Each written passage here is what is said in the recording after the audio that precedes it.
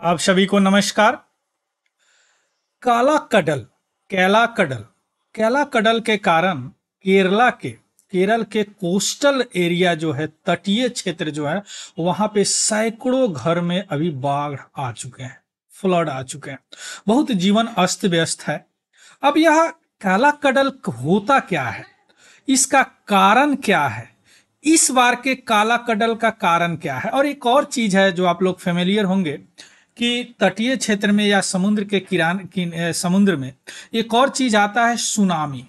तो क्या काला कडल और सुनामी एक ही है? अगर एक नहीं है, दोनों अलग अलग चीज है, तो दोनों में क्या डिफरेंस है, ये सारी चीज अभी हम लोग समझने का प्रयास करेंगे। चलिए शुरू करते हैं यह न्यूज। लेकिन उससे पहले अगर आप नए हैं और इस वीडियो को देख रहे हैं तो प्लीज इस चैनल को सब्सक्राइब कीजिए। चलिए, यह क्यों चर्चा में है। सैकड़ों घर में बाढ़ आ चुका है। बहुत सारे जो कुछ कोस्टल एरिया जो है, सेवरल कोस्टल एरिया है केरला में। क्यों? क्योंकि हाई सी वेव आया है, यानी उच्च समुद्री लहर के कारण।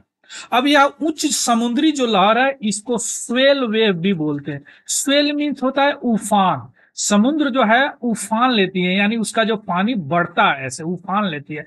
यह जो उफान है, यह लहर में कन्वर्ट होके आ गया, इसलिए इसको स्वेल वेव भी कहते हैं। यह 31 मार्च से पहुंच चुका है केरला में और बहुत तबाही मचा हुआ है। वहां पे बहुत लोग जो, अगर रीजन की बात करेंगे, डिस्ट्रिक्ट की बात करेंगे, तो सबसे गंभीर रूप से प्रभावित जो डिस्ट्रिक्ट है, अलाप्पुझा है, आपका कोल्लम है, तिरुवनंतपुरम है। ये डिस्ट्रिक्ट है सबसे ज्यादा प्रभावित डिस्ट्रिक्ट है।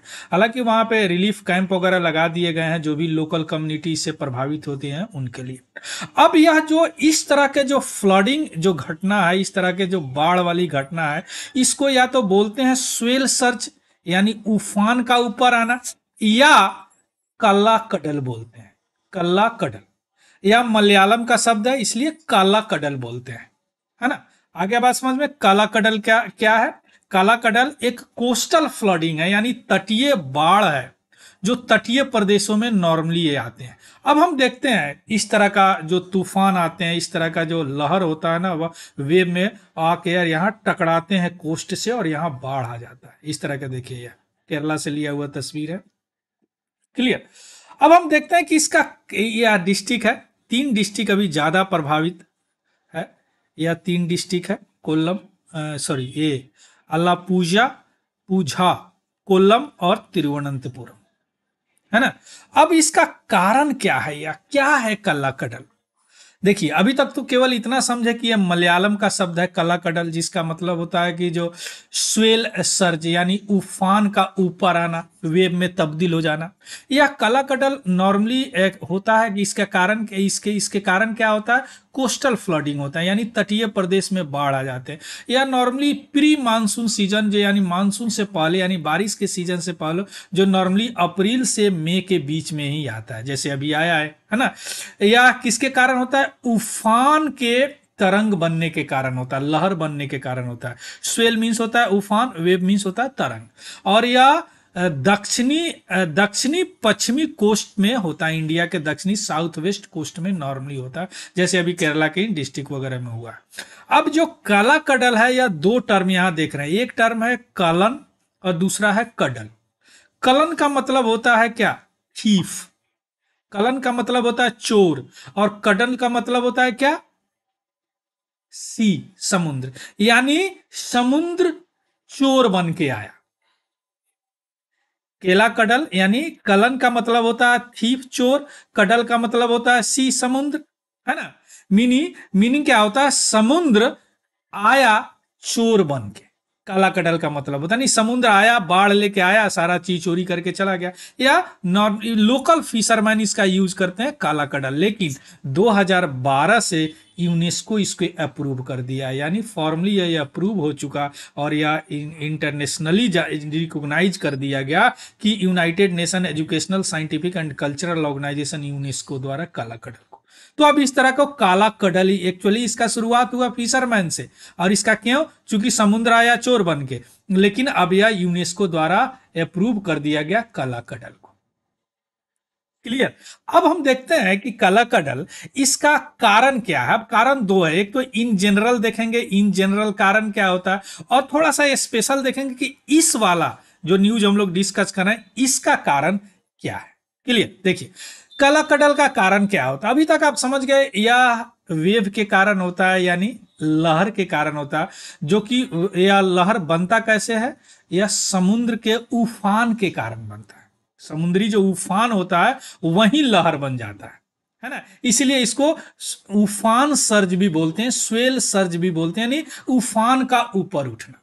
अब यह जो जो समुद्री जो लहर है, इसका कारण लोकल विंड नहीं होता है, यानी जो भी वहां का लोकल हवा है उसके कारण नहीं होता है। इसका कारण होता है बहुत दूर से बहुत आंधी तूफान वाला हवा, इसका कारण होता है, जो काफी पीरियड से आ रहा है। गेल विंड, गेल विंड उसको बोलते हैं, तूफानी हवा को गेल विंड बोलते हैं। फियर्स मीन्स बड़ा खतरनाक तूफानी हवा। तूफानी हवा का एक डिफिनीशन होता है 67 किलोमीटर पर आवर। अगर हवा का जो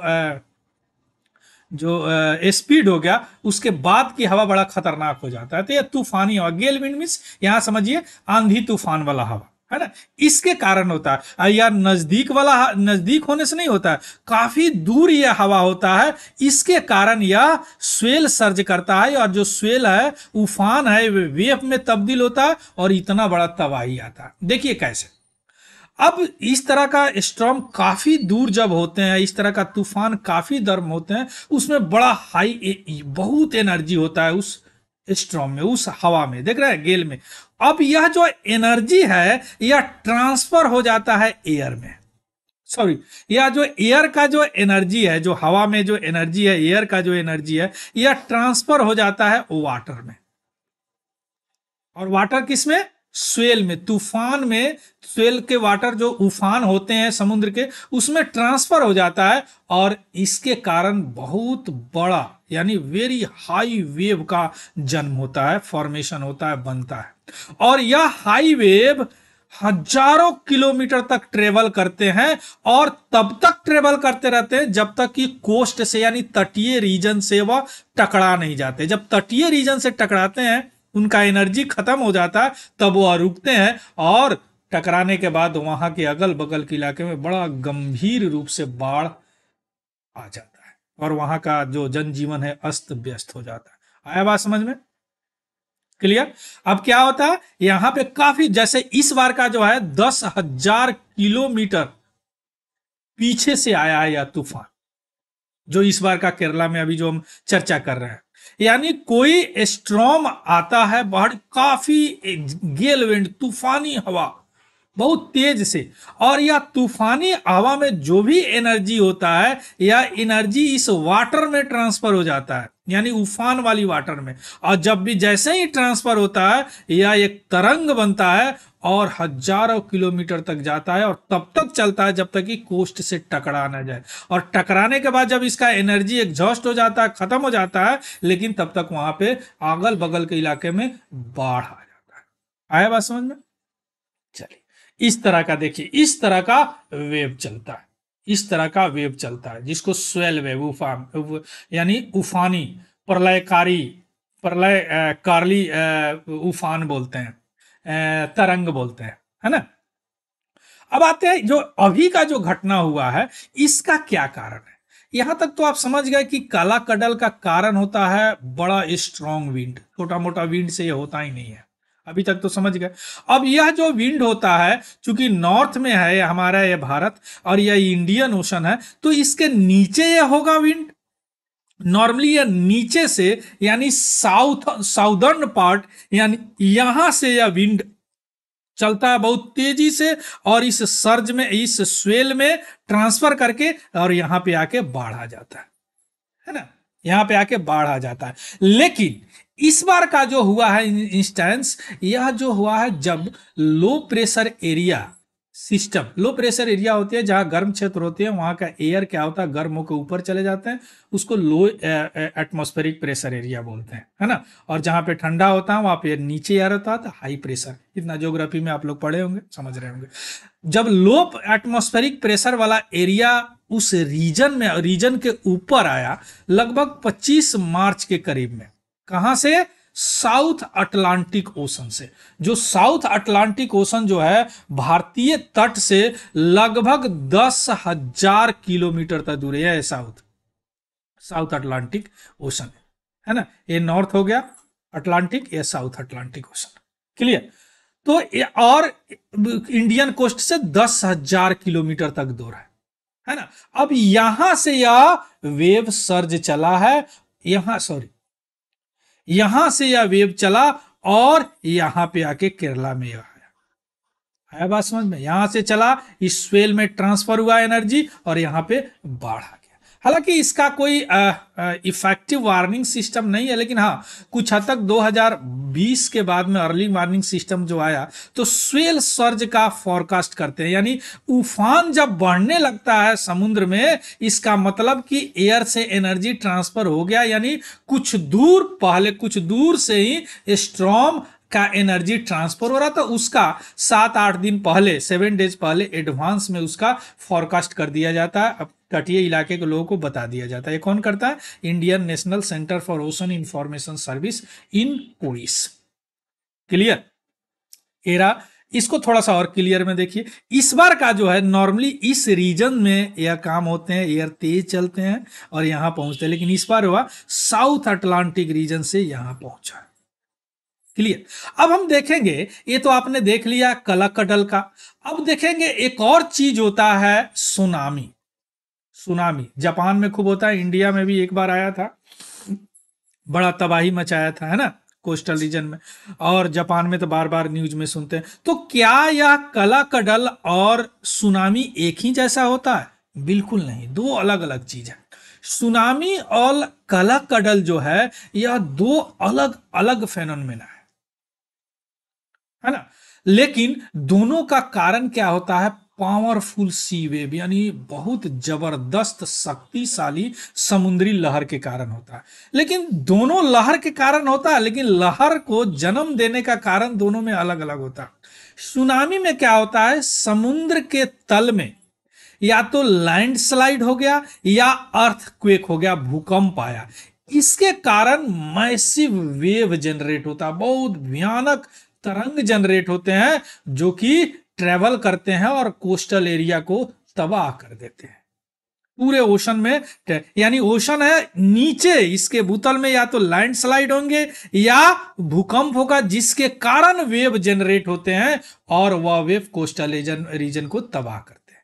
एक तो ये हो गया। लेकिन कलकडल में या समुद्र के नीचे से कुछ लेना देना नहीं है, यह मेट्रोलॉजिकल कंडीशन है। आप जानते हैं मेट्रोलॉजिकल, अभी तक आप लोग बहुत चीज सीख ली है, इसमें से मेट्रोलॉजिकल कंडीशन है, यानी सदर्न ओशन लगभग 30 डिग्री साउथ में स्वेल वेव के कारण होता है, यानी उफान जब वेव में कन्वर्ट हो जाता है, जिसके कारण यह फ्लड लाता है, जिसके कारण यह लैंड एरिया में, कोस्टल लैंड एरिया में फ्लड आता है, क्लियर।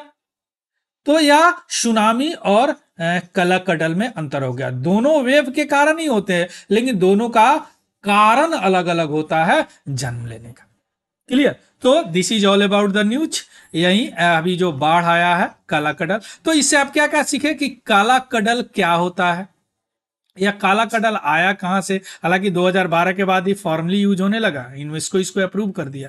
इसका कारण क्या है, इन जनरल हम लोग देखे कारण, उसके बाद में इस बार का स्पेशल कारण भी देखे, उसके बाद में देखे कि सुनामी और काला कडल दोनों अलग अलग चीज है। तो ये इन्वायरमेंट के लिए भी और आपको ज्योग्राफी के लिए भी ये बहुत इंपॉर्टेंट है। तो this is all about the news. इसका पीडीएफ हम तिवारी जनरल स्टडी, मेरा एक टेलीग्राम चैनल है, वहां पे मैं डाल दूंगा, वहां से आप लोग देख लेंगे और उसको भी ज्वाइन कर लेंगे। या इंफॉर्मेटिव लगा है, कुछ सीखे हैं आप लोग इससे, तो प्लीज इसको लाइक और अपने दोस्तों में शेयर जरूर कीजिएगा। So thank you, have a good day and happy learning. Thank you very much.